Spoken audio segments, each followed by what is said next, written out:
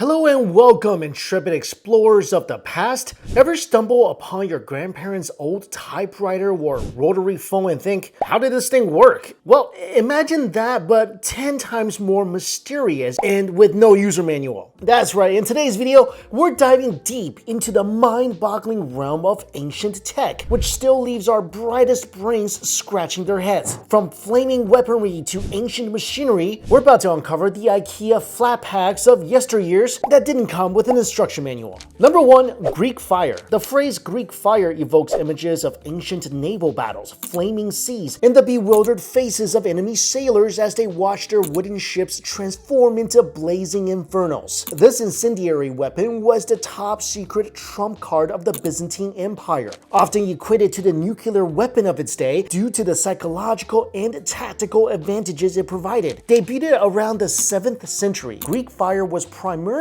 used in naval warfare. The Byzantines could deploy it using siphons, a sort of ancient flamethrower spewing the deadly substance over the waters and onto enemy vessels. The horror didn't stop there. Water, which usually spells safety from fire, was utterly useless against Greek fire. It's said that water might have even exacerbated the flames, turning naval retreat into chaos. The only known effective way to counteract it was by smothering the fire with sand or vinegar, but in the heat of battle, that was easier said than done. The ingredients and manufacturing process of Greek fire were closely guarded state secrets, to such an extent that even now, after extensive research and numerous hypotheses, we're still left with theories rather than concrete answers about its composition. Popularly believed components include petroleum, pitch, sulfur, and resin. Some speculate that petroleum was sourced from the natural seeps in the region, which may have provided a unique quality to the mixture. The secrecy surrounding Greek fire was paramount. Emperor Romanos II, in a decree, stated that anyone who attempted to share the knowledge of its production would face execution. This level of confidentiality, combined with the fact that no real ancient records of its formula survive today, is a testament to the Byzantines' dedication to maintaining their edge in warfare. Greek fire eventually faded from use, possibly due to the loss of regions that supplied its ingredients or because the empire's enemies developed effective countermeasures. Despite its decline, its legend persists. Greek fire stands as a potent symbol of ingenuity, a reminder of a time when the mastery of chemistry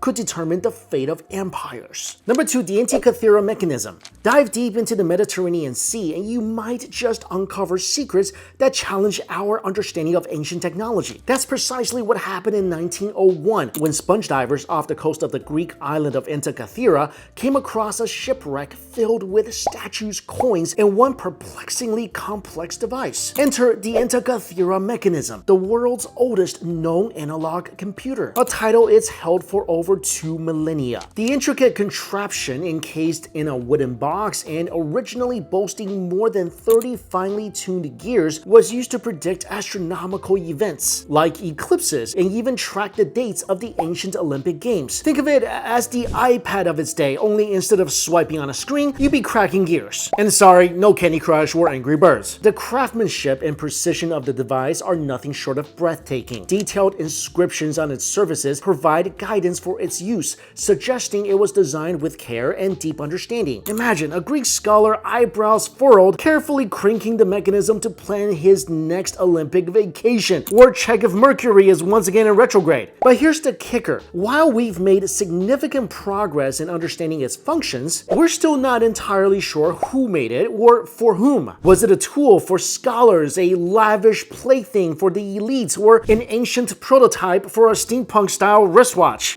Okay, maybe not the last one. The complexity of the Antikythera Mechanism implies that there might have been earlier prototypes, but none have ever been found. This has left some historians scratching their heads and wondering if we underestimated the technological prowess of ancient civilizations. In a world when we're often dazzled by the latest tech gadgets, the Antikythera Mechanism is a humbling reminder that the desire to innovate and understand the cosmos is deeply rooted in our past. The device also serves as a teaser trailer of sorts, giving us a tantalizing glimpse of ancient engineering genius while leaving us hungry for more answers. Number 3, the Oxford Electric Bell. In the annals of long-lasting batteries, the Oxford Electric Bell surely, well, rings a few bells. Pardon the pun, but this contraption has been continuously ringing since the early 1840s. That's right, while we're over here charging our phones every night, this Victorian-era device has been steadily ticking away for nearly 2 centuries, making it one of the world's longest-running science experiments. The device on display at the Clarendon Laboratory at Oxford University consists of 2 brass bells, each positioned beneath a dry pile battery. Between these bells hangs a metal sphere acting as a pendulum, which moves back and forth, striking each bell in turn. And the mechanism powering it? A pair of dry pile batteries. The bell is basically the Energizer battery of the 19th century, although it operates with a voltage so low that its tiny ting doesn't even make an audible ring anymore. Now, what's baffling about this bell isn't just its stamina, but the composition of its battery. The exact makeup remains a mystery. I mean, I guess we could try to figure it out, but attempts to dissect and understand its inner workings could disrupt its continuous operation. And as they say, if it ain't broke or has been continuously working for almost 180 years, don't fix it. Now, you might be wondering why, of all things, the inventors would choose to design a bell. Perhaps in the 1840s, creating a device that could unknowingly ring forever was the height of scientific mischief, or maybe they were trying to invent the world's first, most persistent alarm clock. Who knows? But on a serious note, the Oxford electric bell serves as a testament to the incredible ingenuity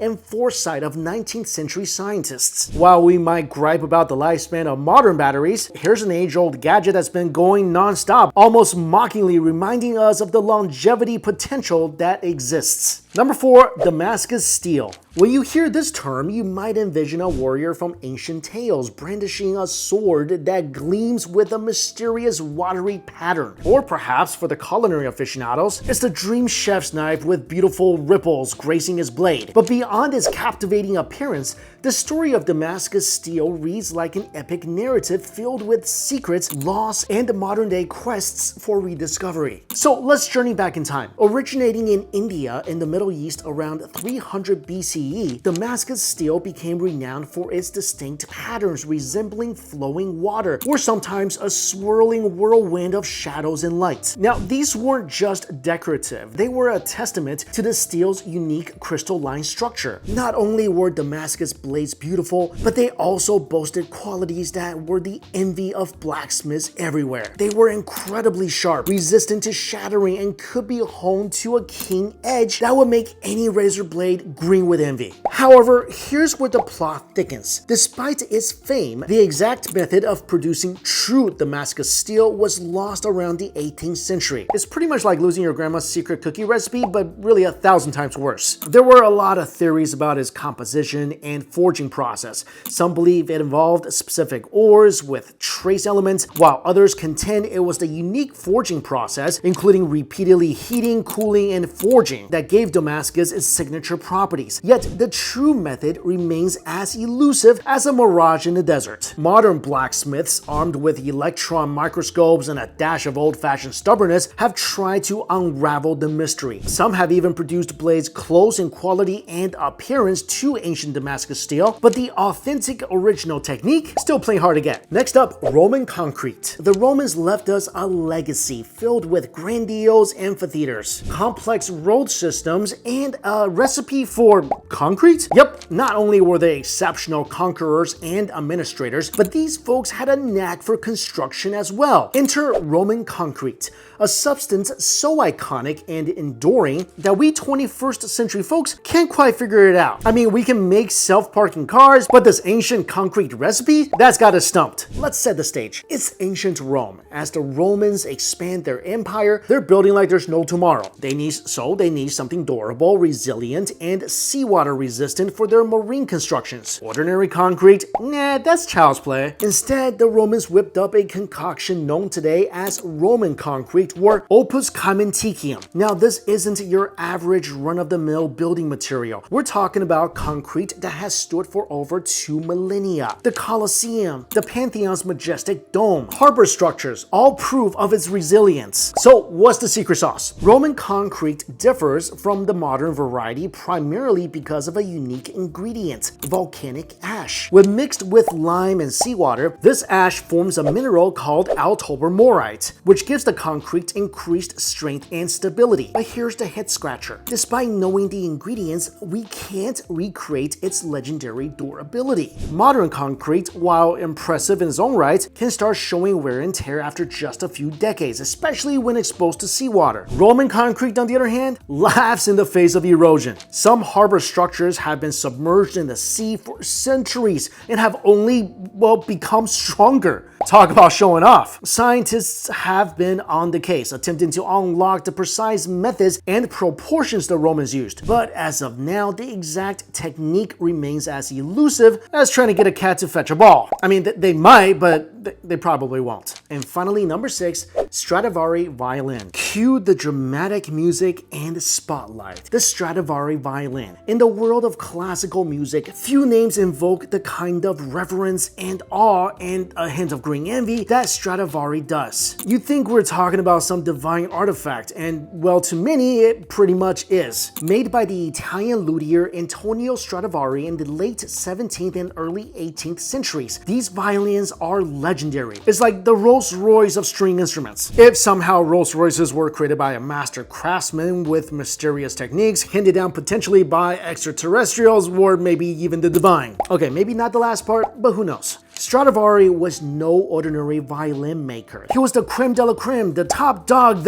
you get the point. His instruments, especially the violins, are famed for their unparalleled sound quality. They possess a tonal brilliance that many describe as deep, rich, and incomparably resonant. Some musicians and audiences swear they can hear a difference when an artist plays a Stradivari, and honestly, with a price tag often in the millions, you better hope so. But here's again where the plot thickens. Despite centuries of advances in technology, science, and lutherie, no one has truly cracked the secret behind the magic of the Stradivari violin. Was it the wood? Some believe it was the wood, because he used spruce for the top plate and maple for the back plate, materials commonly used in violin making. But rumors say it wasn't just any wood, it was from trees that grew during a mini ice age, which made them denser and more resonant. Then there's the varnish. Oh, the varnish. Some theories suggest it had unique minerals or even precious gem concoctions. Others think it might contain secret ingredients known only to Stradivari.